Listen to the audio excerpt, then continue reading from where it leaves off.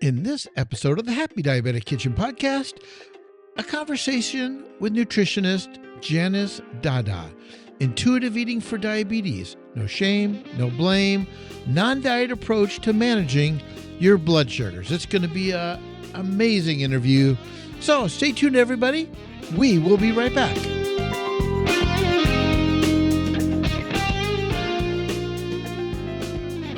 Hello, everyone. I am Chef Robert Lewis, the Happy Diabetic. Welcome to the internet's most delicious cooking podcast. I'm here in the kitchen getting ready to explore a healthy diabetic lifestyle. I want to take the mystery out of healthy cooking, explore some amazing foods, and my diabetic journey with all my successes and all my challenges. Let me help you live your best happy diabetic lifestyle. So welcome to the kitchen. And if you're new to the show, I am so happy you're here.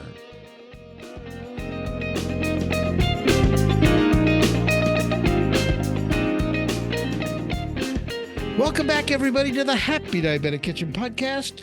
Today, a very special guest. I have to be honest, I'm so excited. For the last couple of weeks when we've been preparing for this interview, we have an amazing guest.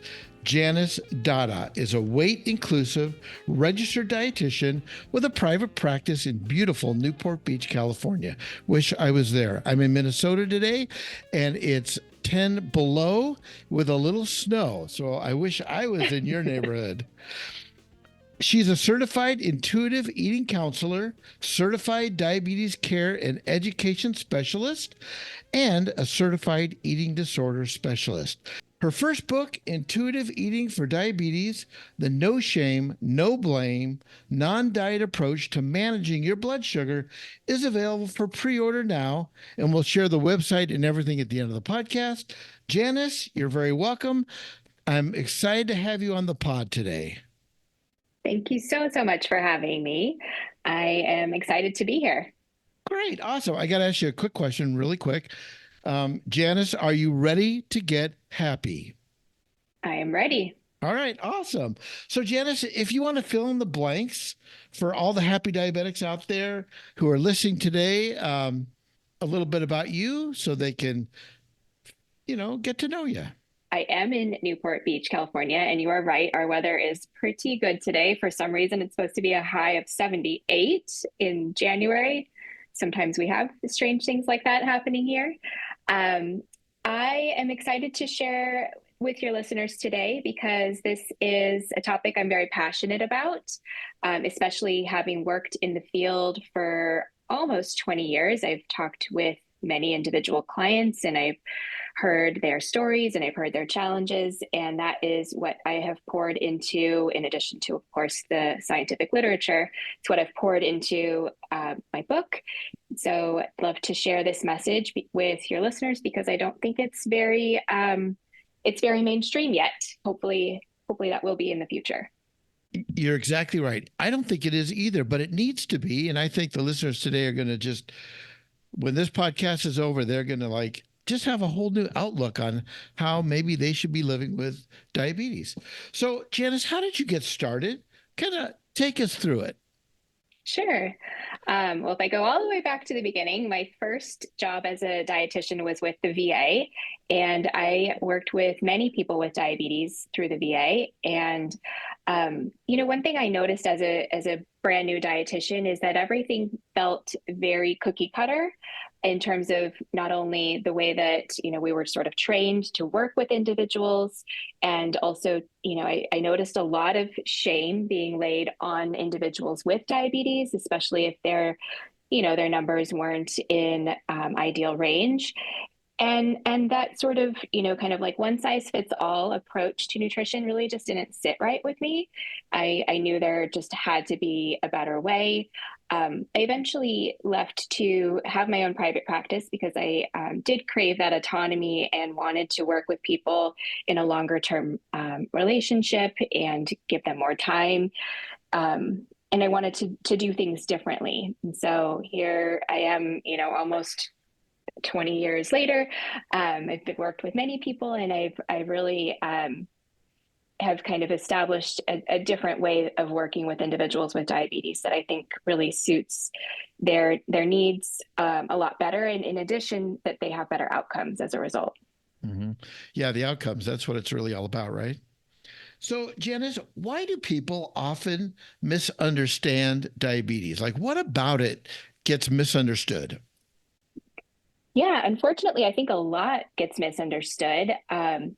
Even starting with how and why it occurs, starting with the root causes of diabetes. I think I often hear, individuals in my office feeling like they've done something wrong for having an elevated blood sugar or for getting diagnosed with diabetes. And, one thing I really like to help people understand is that there are so many reasons that diabetes may develop. And some of those root causes include weight cycling, which ironically stems from dieting, which is often what's prescribed to individuals who are, borderline or have been told they have prediabetes or who have diabetes. And weight cycling is when your weight, you may lose weight and then gain weight, and that happens sort of repeatedly over time. And we know that diets lead to weight cycling. So there's actually a number of research studies finding the harms of that practice. So weight cycling is one root cause. In addition, we may be exposed to endocrine disrupting chemicals, which we have no control over that exposure in most situations. Genetics certainly plays a part. Any certain medications that we may have to take. I talk about in my book a patient I had who had worked with who had cancer, and she'd undergone radiation and chemotherapy and had to use steroids. And she had a high blood sugar that was in the diabetes range, and her doctors refused to diagnose her with diabetes, but rather kept harping on the ways that she was meant to bring those numbers down. Even though she had taken medications that were known to cause blood sugar fluctuations. Sleep patterns are also really interesting study I came across in my research for my book, looked at nurses who'd worked the night shift and done that for decades, and that they were actually at higher risk for diabetes. So our sleep patterns have a lot to do with our risk. In addition, social determinants of health, which has to do with, where we live, our education level, our income level, racism, a lot of factors that really all kind of pile on to increase someone's risk. So, those are the things that people don't hear about. Instead, I hear people saying that, they feel like it's their fault. And so, the kind of personal responsibility narrative is very common in our healthcare system. In addition, our healthcare system practices something called weight normative care, which essentially is medical care that really focuses on weight and weight loss as indicators of health and well-being. And so, when in my bio, you described me as a weight inclusive dietitian, which I am, and weight inclusive care is care that emphasizes non-weight based markers of health and well-being, and it doesn't use body weight as the focal point of treatment or intervention. I love all of that. I think what you're saying is so true, especially in the medical field, because listen, people, give yourself some grace, right? I mean, there's a lot of factors to your diabetes. Well, Janice, we're in the kitchen, so people know or hear about food, and we love to eat and all those kinds of things. We love to talk about cooking and eating. So in your book, you talk about intuitive eating. So why don't you just tell the happy diabetics out there what that actually is? Absolutely. Yeah. So intuitive eating is something I describe as like a mind-body self-care framework, and it helps individuals to eat and move and care for themselves in a way that's congruent with their needs. And the intuitive eating was described first in 1995 by two dietitians who wrote a book by that name. And that is also in its fourth edition now. There's a workbook and several other companion books. Those dietitians have actually been my mentors over time. And when I shared that I wanted to write about intuitive eating as it pertains to diabetes, they were all for it. And one of the co-authors actually wrote the foreword for my book. And so intuitive eating for diabetes bridges intuitive eating with the science and knowledge of diabetes and how we can do both.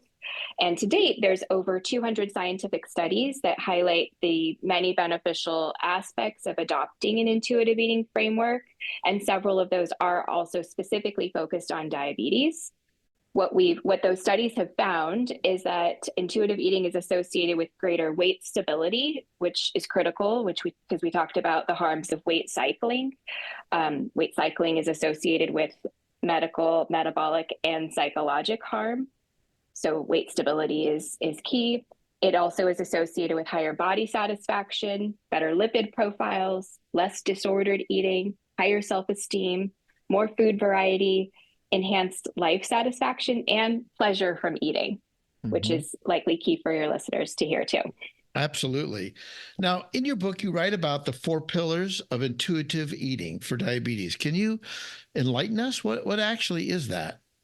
Yeah, absolutely. So I have created these 4 pillars to sort of organize how we will apply the 10 principles that exist for intuitive eating to somebody who has diabetes. So pillar 1 is to establish a diet-free mindset. And so in this chapter, I talk about those 10 principles of intuitive eating. I also provide the intuitive eating scale, which was actually developed by a researcher named Tracy Tilka to help individuals really kind of assess, am I an intuitive eater? Where am I struggling if I'm not? And I also explore different eating styles that may undermine intuitive eating in that chapter. So establishing a diet-free mindset helps someone to really kind of clear out all of the cobwebs, so to speak, so that they can really focus on like what feels good in my body, how does my blood sugar respond to certain things outside of rules. So it helps us to become helps us to really know a lot more about ourselves rather than hearing what we, supposedly should be doing for ourselves. So that's pillar 1. And then pillar 2 is all about diabetes self-care. And self-care is attending to our needs, physiological and emotional needs. And we know that that's associated with better physical, emotional, and mental health. So it's really about engaging in health promoting habits. So what do we know is going to help promote our own health? And so that might mean things like relaxation, taking breaks, getting enough sleep. It might mean that we learn a breathing practice. It also includes physical care. So like, are we drinking enough fluid? Are we eating enough food? What is our movement pattern like? It includes self-compassion and supportive relationship, things that really add to our well-being. And then pillar 3 is all about gentle nutrition. So this is termed gentle nutrition because it's all about finding foods that really fit our needs. So it's choosing foods that honor our health and our taste preferences while making us feel good. So it's not just eat whatever you want. It's eat the foods that you enjoy that we also know feel good and work well with our diabetes care. It's also not about weight loss and it's not about food rules. And then pillar 4 is our individualized treatment plan. So this, is really meant to help individuals understand their medications, understand their lab tests. If they're taking supplements, are those supplements doing what they think they're going to do? Are they safe to be taking? Looking at lifestyle so that the individual can take an active role in their diabetes treatment decision-making. I've worked with many patients who feel that they are sort of just told what to do, but they don't really feel engaged in the process. And so this is a way for people to really kind of be involved in the process so that it's a team effort and they're not just sort of the bystander. And I think if you're living with diabetes, you have to take ownership of that disease. Right. So you have to be engaged with your care team and be as engaged as you possibly can.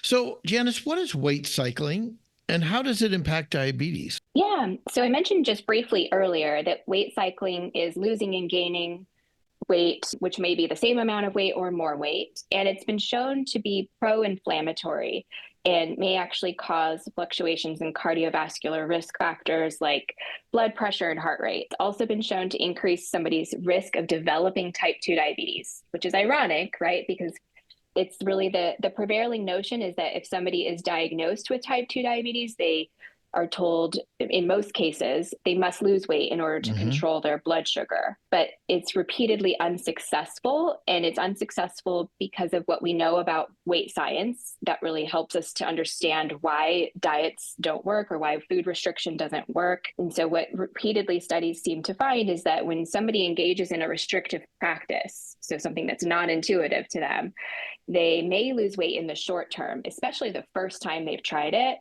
And then after the fact, that usually they will regain whatever weight that they have lost, and in many cases regain more weight than they've lost.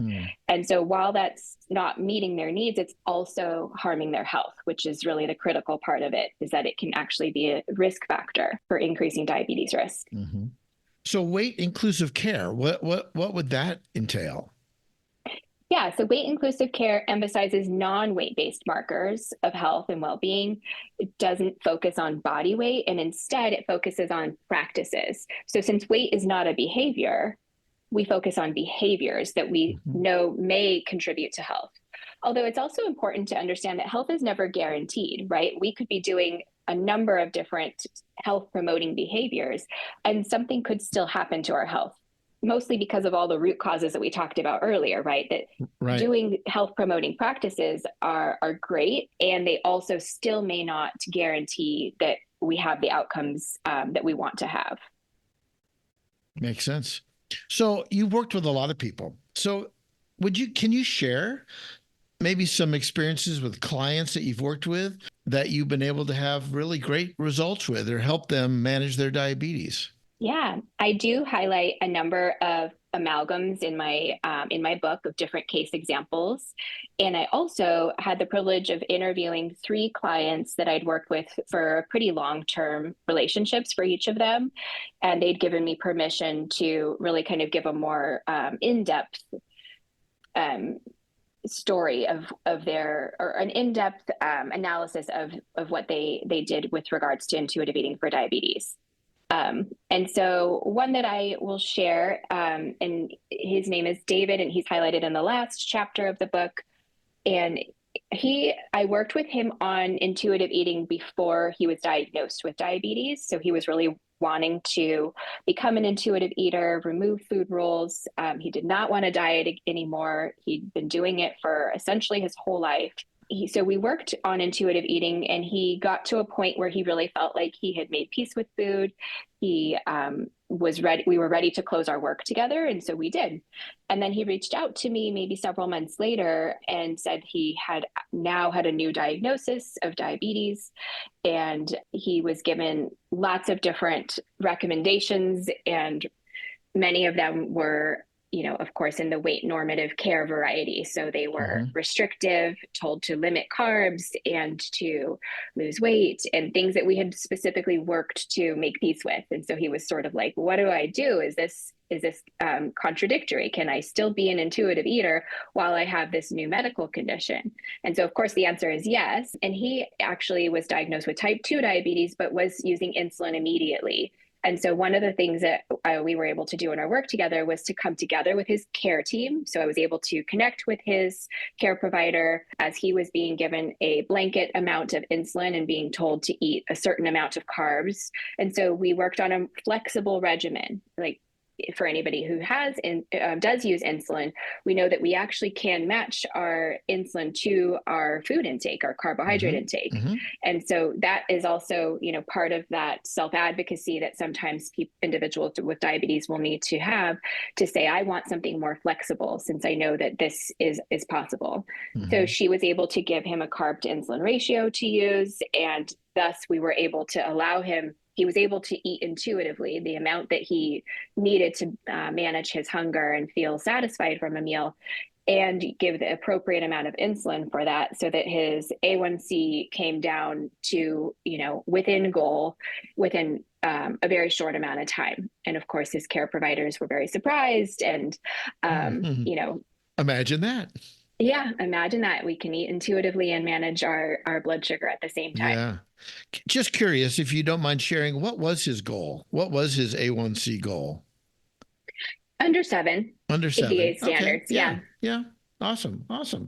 So, Janice, if you could summarize, in your mind, what's the biggest challenge people living with diabetes face regarding eating today? I think the biggest challenge is likely the diet culture that we live in, that we are bombarded with messages about what to do and not to do with our food intake, what our weight's supposed to be, that we can, we have the ability to prevent conditions. And if we get a condition, it must be our fault. And unfortunately, I think we do struggle. My patients do struggle a lot with their care providers being, really, they are well intentioned, but I think the way that our medical education is training physicians is within that weight normative paradigm. And in addition, most medical schools provide very little nutrition education to their, forthcoming doctors. Less than what's recommended. And, so I think it starts, like, if we're talking about root causes, it's sort of like starts from the roots, right? Can we help doctors to understand that weight inclusive care is health promoting, that they can, enhance patients' health through using weight inclusive care?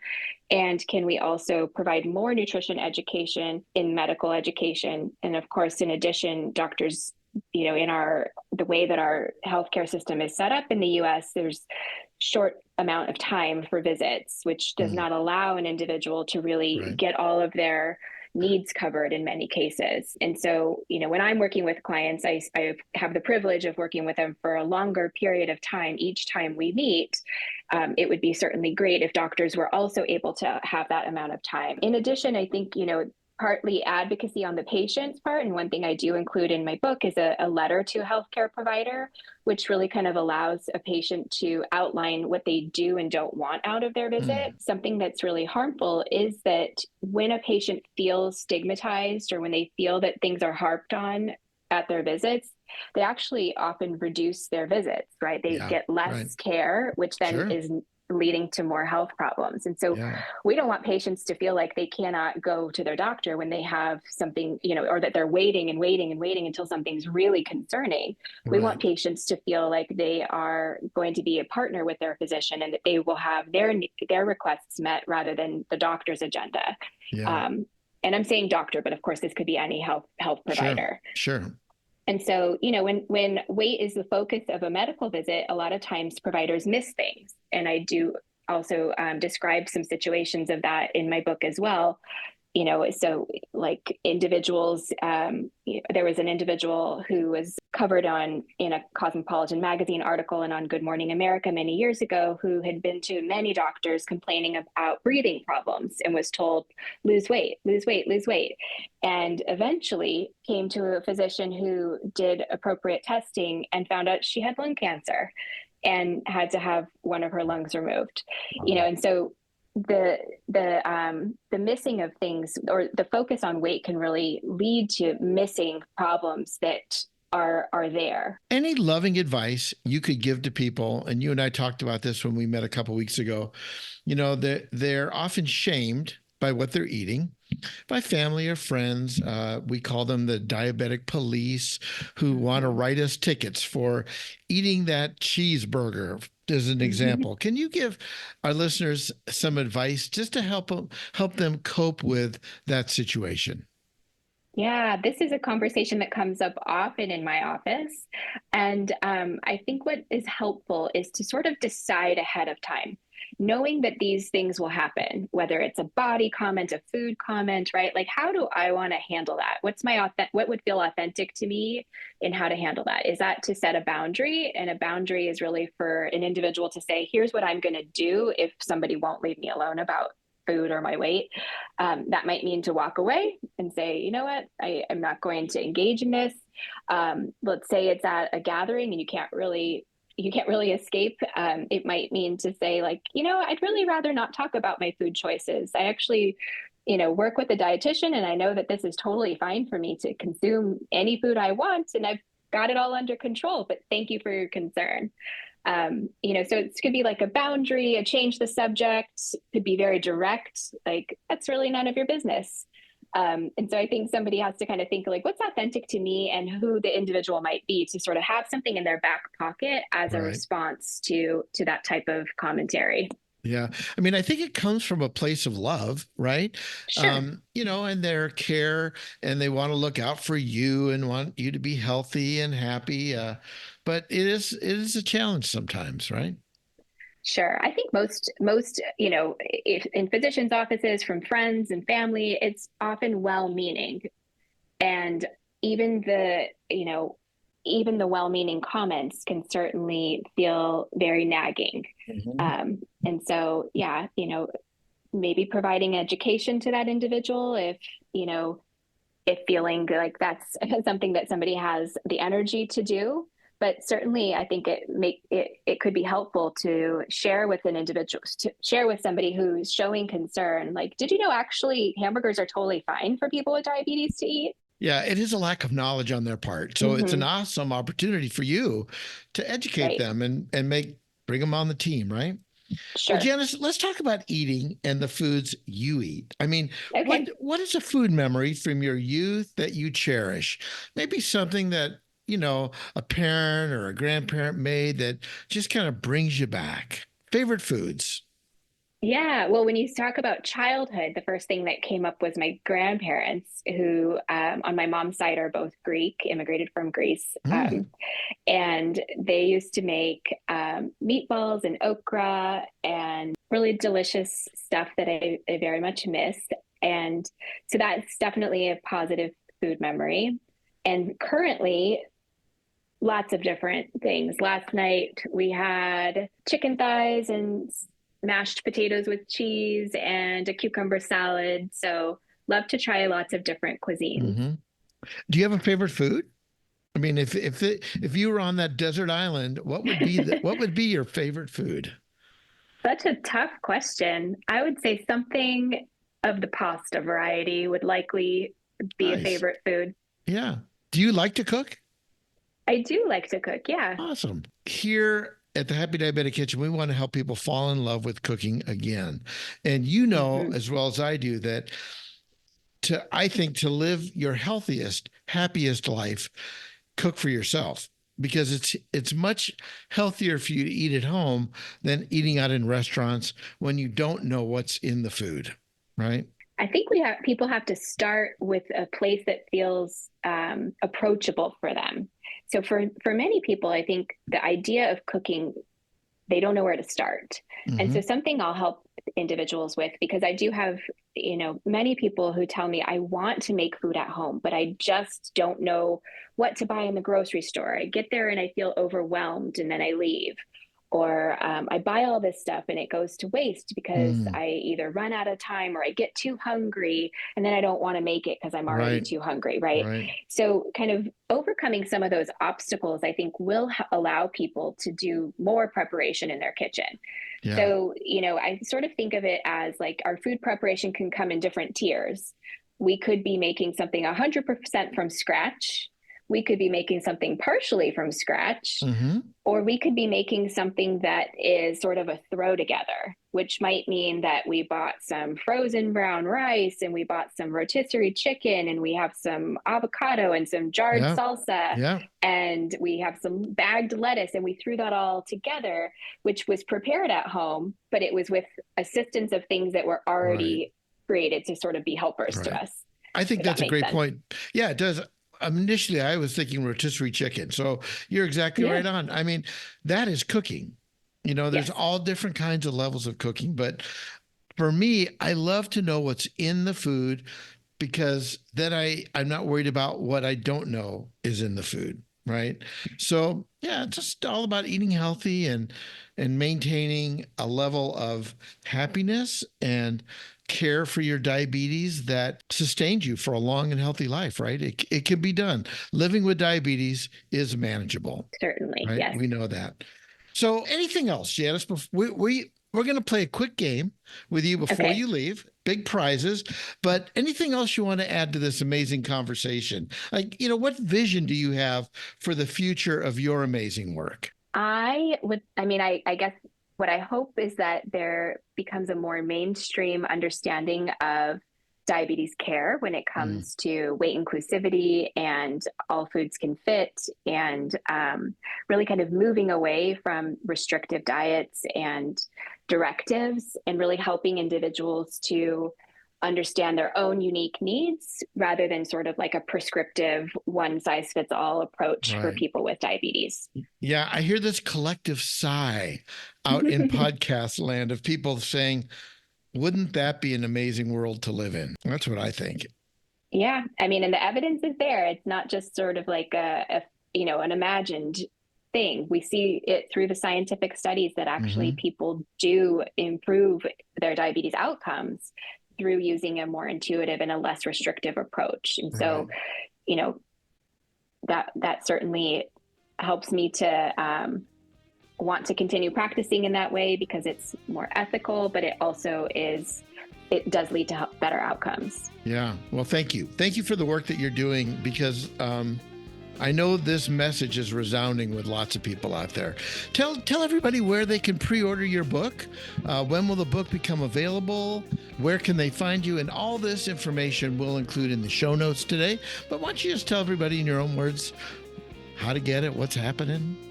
Yeah, it will be available basically everywhere books are sold, through paperback, through ebook, Kindle version, and also audiobook. I do have several links to where you can order through my website, which is socalnw.com. And then I have a tab that says book. And so all of the information about the book is there. That's also my private practice website. And so that's a place where individuals could contact me if desired, and also read blog posts and other things like that, or subscribe to the newsletter. And the book will be published April 1st. So it is available now so that you can get it right when it comes out. That's awesome. Well, anything else you want to add before we get into the game? I don't think so. Okay. I think we had a lot of great information. So when we come back with Janice, stay tuned, everybody. When we come back, we're going to play, which everybody knows, the rapid fire 411 game. All right. Stay tuned, everybody. We will be right back.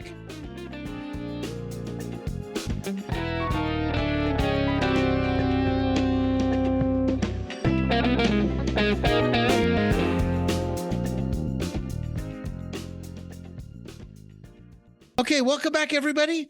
We've got Janice in the 411 hot seat today. And Janice, here's what this game is all about. I'm going to ask you a series of rapid fire questions, and you simply choose your preference. For example, butter or olive oil, riding a bike or hiking, favorite food, that kind of thing. Are you ready? I am ready. First thing that comes to your head, here we go. Olive oil or avocado oil? Ooh, olive oil. Mango or pineapple? Pineapple. Waffles or pancakes? Pancakes. Okay, grilled steak or grilled fish? Fish. Chunky or smooth peanut butter? Tough one. I'll say chunky. Valentine's Day, I'm chunky also. Valentine's Day or St. Patrick's Day? Valentine's Day. Favorite vegetable? Roasted broccoli with olive oil. Love pepper, that. Red pepper flakes. Oh, you know what? I think we're doing that tonight. Bacon or ice cream? Ice cream. Coffee or tea? Coffee. Superhero or supervillain?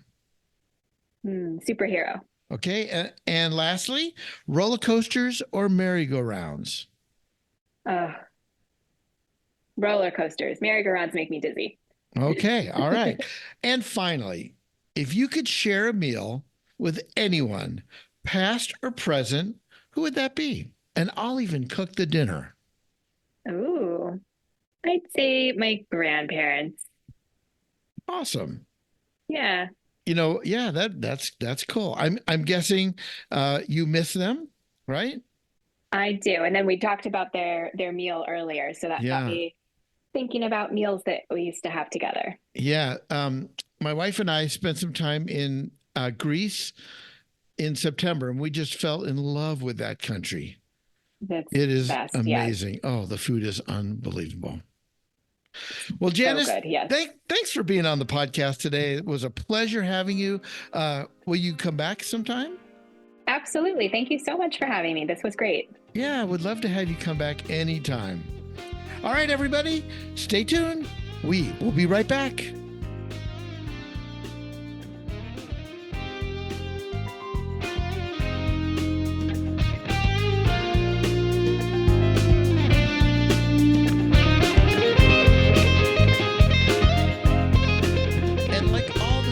That we've talked about today, remember to consult with a healthcare professional for your personalized advice and guidance tailored to your specific needs and medical history.